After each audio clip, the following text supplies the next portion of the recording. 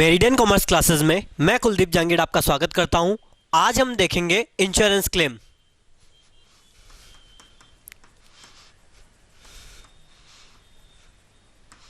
Insurance claim क्या होता है? ये इंश्योरेंस क्लेम में किसी भी जगह अगर फायर इंश्योरेंस पॉलिसी अगर ले रखी होती है, अगर आग लग जाती है, फायर ऑकर्ड हो जाती है, आग लग जाती है, तो इंश्योरेंस कंपनी कितना इंश्योरेंस क्लेम पास करेगी उसकी कैलकुलेशन यहाँ पे की जाएगी। इंश्योरेंस कंपनी कितना क्लेम पास करेगी उसकी कैलकुलेशन की जाएगी। यहाँ पे डिसीजन मेकिंग में इंश्योरेंस क्लेम का बहुत बड़ा रोल होता है। इंश्योरेंस कंपनी किस तरीके से अपना डिसीजन लेगी क्लेम पास करने के लिए, वो यहाँ पे दिखाया जाएगा। यहाँ पे आप जो देखोगे, फर्स्ट आप चेक करोगे लॉस ऑफ स्टॉक, कि आग लगने पे कंपनी के गोडाउन में कितना स्टॉक था, कितना लॉस हुआ, उसकी कैलकुलेशन यहाँ पे की जाएगी। लॉस ऑफ स्टॉक की कैलकुलेशन आपको किस तरीके से करनी है, उसमें कुछ स्टेप्स हम बताएंगे आपको। वो स्टेप्स आपको फॉलो करना है और लॉस ऑफ स्टॉक की कैलकुलेशन करनी है। लॉस ऑफ प्रॉफिट, लाभ की हानि किस तरीके से होगी? लॉस ऑफ प्रॉफिट, लाभ की हानि किस तरीके से होगा? ये प्रॉफिट, लॉस ऑफ प्रॉफिट कैसा होता है कि भाई देखो, अगर किसी भी कंपनी में अगर आग लग जाती है, जैसे सपोज करो 1 अप्रैल को आग लग गई, इंश्योरेंस कंपनी स्टॉक जो लॉस हुआ उसका पैसा दे देगी? उसी दिन दे दिया पैसा, तो क्या तुरंत अगले दिन से कंपनी प्रॉफिट अर्न करना स्टार्ट कर देगी? क्या नहीं करेगी। कंपनी को फायर आग लगने के बाद में, फायर ऑकर्ड होने के बाद में कुछ महीनों का समय चाहिए रिकवर होने के लिए, कुछ महीनों का, क्योंकि आप अगर तुरंत माल भी मंगवाओगे तो उसमें भी 5-10 दिन लगेंगे। अगर आग लग जाती है आपके गोडाउन में, माल मंगवाओगे तो उसको आने में 5 से 10 दिन, अगर 5 से 10 दिन चाहिए माल को आने में भी। लेकिन लॉस ऑफ स्टॉक में आपको जो स्टॉक का लॉस हुआ उसका पैसा तो दे देगा, लेकिन लॉस ऑफ प्रॉफिट में ऐसा नहीं है। लॉस ऑफ प्रॉफिट पॉलिसी जो ली जाती है वो किसके लिए ली जाती है कि भाई आग लगने के बाद में जो रिकवरी टाइम है, कि वापस आप पिछली पोजीशन में कैसे आओ, उसके लिए लॉस ऑफ प्रॉफिट पॉलिसी ली जाती है। अगर आग लग जाती है तो अगले 3 महीने तक आप प्रॉफिट उतना अर्न नहीं कर पाओगे। आग लग जाती है तो अगले 3 महीने तक उतना प्रॉफिट अर्न नहीं कर पाओगे। तो इसके लिए जो कंपनी है वो इंश्योरेंस करवा लेती है कि भाई अगर कभी ऐसी दुर्घटना हो जाती है तो हमें इस बीच में जो प्रॉफिट का लॉस होता है, जो हम प्रॉफिट अर्न कर सकते थे लेकिन हमने नहीं किया, आग लगने की वजह से हमने वो प्रॉफिट अर्न नहीं किया, तो उसके लिए पॉलिसी करवा लेती है और उसे ही कहते हैं लॉस ऑफ प्रॉफिट। और उसके लिए जो पॉलिसी ली जाती है वो लॉस ऑफ प्रॉफिट पॉलिसी कहलाएगी। इन दोनों की कैलकुलेशन आपको इस चैप्टर में करनी है, लॉस ऑफ स्टॉक के लिए और लॉस ऑफ प्रॉफिट के लिए। सबसे पहले आप देखेंगे लॉस ऑफ स्टॉक, कि भाई आग लग जाती है तो कंपनी को स्टॉक का कितना लॉस होगा उसकी कैलकुलेशन करेंगे। तो किस तरीके से कैलकुलेशन होगी, इसमें आपको 4 स्टेप फॉलो करने हैं। कितने स्टेप फॉलो करने हैं आपको? 4 स्टेप फॉलो करने हैं।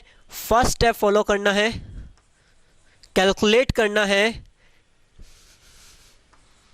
Gross profit, calculation of gross profit. Gross profit की कैलकुलेशन करेंगे। ग्रॉस प्रॉफिट की कैलकुलेशन इसलिए करेंगे क्योंकि आपको जीपी रेट चाहिए, ग्रॉस प्रॉफिट रेट आपको चाहिए, इसलिए ग्रॉस प्रॉफिट की कैलकुलेशन होगी। ग्रॉस प्रॉफिट की कैलकुलेशन करेंगे। प्रीवियस ईयर का आप ट्रेडिंग अकाउंट बनाओगे, प्रीवियस ईयर का ट्रेडिंग अकाउंट बनाओगे और जीपी रेट की कैलकुलेशन करोगे।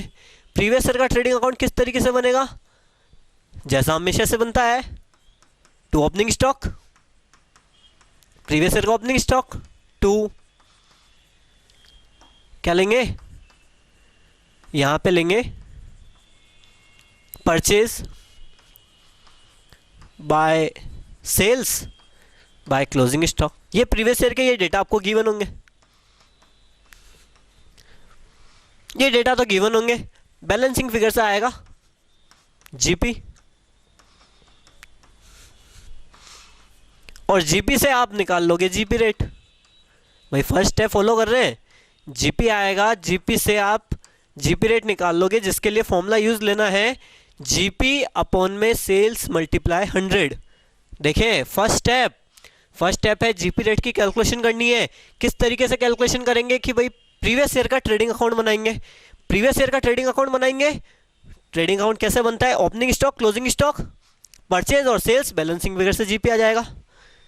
ये देखने के बाद स्टेप देखेंगे सेकंड स्टेप में आप कैलकुलेट करोगे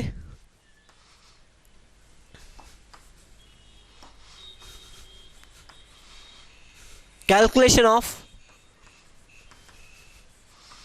क्लोजिंग स्टॉक। आप क्या कैलकुलेट करोगे? क्लोजिंग स्टॉक कैलकुलेट करोगे। प्रीवियस ईयर का डेटा आप खत्म कर दिया आपने, अब आपको क्रिएट करना है। कैसे कैलकुलेट करेंगे क्लोजिंग स्टॉक?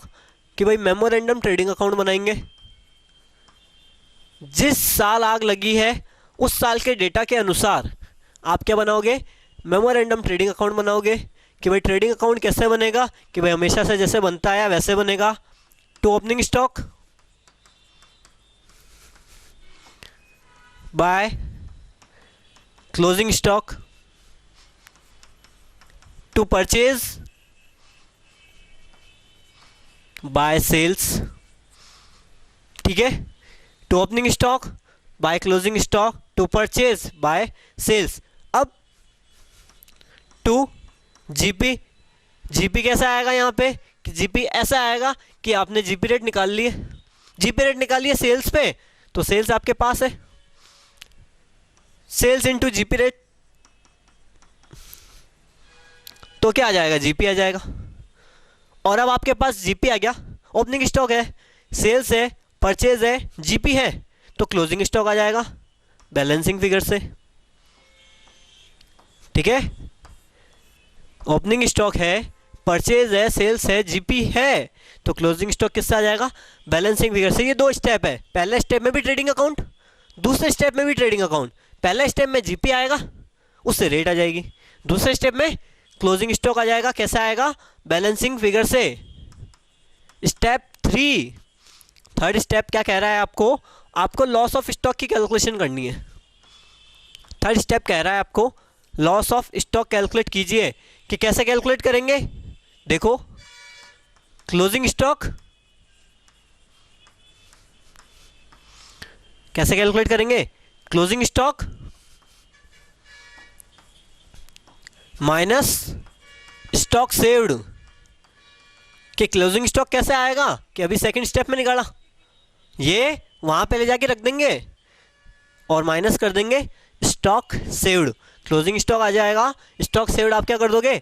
माइनस कर दोगे, तो आपके पास आ जाएगा loss of stock. Step 4 follow करेंगे। स्टेप 4 क्या कहता है आपको? Amount of claim.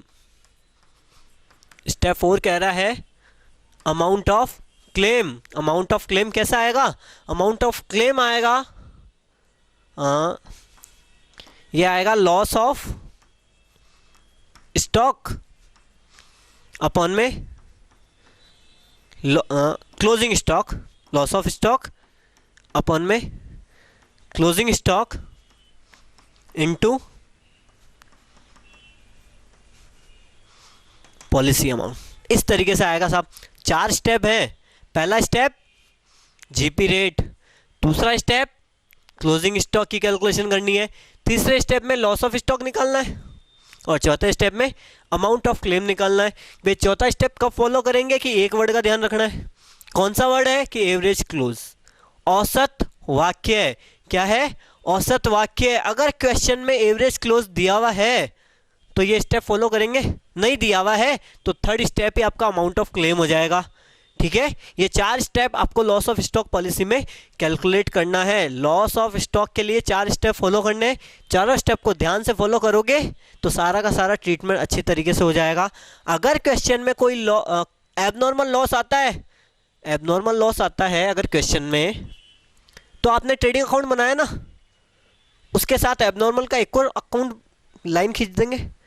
ये एक नॉर्मल गुड्स एक हो जाएगा, एबनॉर्मल गुड्स उसका अलग ही ट्रीटमेंट करो, नॉर्मल का अलग, एबनॉर्मल का अलग, सीधा सा ट्रीटमेंट है। 20 मार्क्स का चैप्टर होता है ये। ठीक है, अगर थ्योरी में भी आता है ये, तो ये 4 स्टेप पूछेंगे कि लॉस ऑफ स्टॉक की कैलकुलेशन कैसे होगी। तो आपको ये चीज़ बतानी है।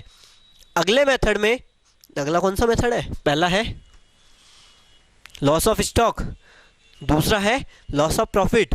लॉस ऑफ प्रॉफिट की कैलकुलेशन किस तरीके से करेंगे ये हम देखेंगे हमारे अगले वीडियो में।